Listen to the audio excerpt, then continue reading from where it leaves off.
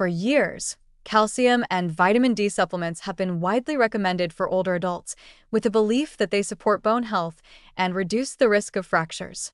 However, emerging research suggests that their benefits may have been overstated, raising questions about whether routine supplementation is necessary or even advisable. Many geriatricians now caution against excessive reliance on supplements, emphasizing that a less is more approach may be better, especially for individuals already managing multiple medications for chronic conditions. One of the most significant studies challenging the widespread use of vitamin D was the VITAL study, which found no significant reduction in fracture risk among adults taking daily vitamin D supplements. This included participants who were already deficient or had osteoporosis, suggesting that vitamin D supplementation alone may not be the protective measure it was once thought to be.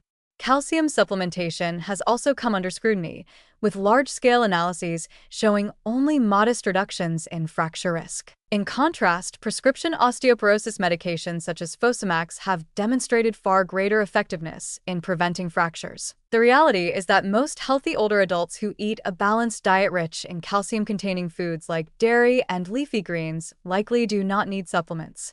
Vitamin D, which is naturally produced through sun exposure and found in fatty fish, is also readily available for many people without the need for additional supplementation. Despite this, the idea that taking these supplements will automatically strengthen bones remains a deeply ingrained belief, even though the scientific evidence does not fully support it. Beyond questions about efficacy, there are also concerns about potential harm.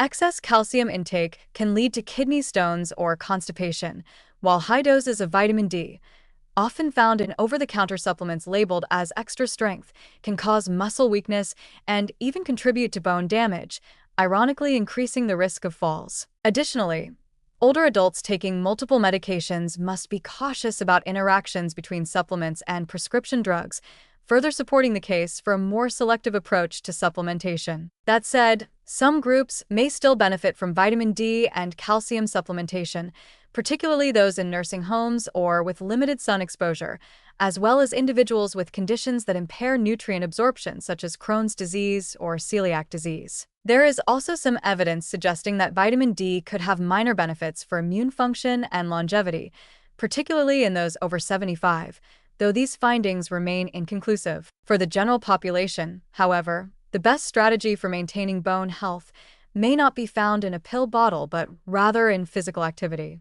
Weight-bearing exercises and strength training have consistently been shown to be the most effective ways to preserve bone density and prevent fractures. Regular screenings for osteoporosis can also help identify those who may need targeted interventions beyond dietary changes. Ultimately, the widespread belief in calcium and vitamin D supplements as essential for aging well appears to be more rooted in tradition than in strong scientific evidence. While some individuals may benefit under specific circumstances, the general assumption that these supplements are necessary for all older adults is increasingly being questioned.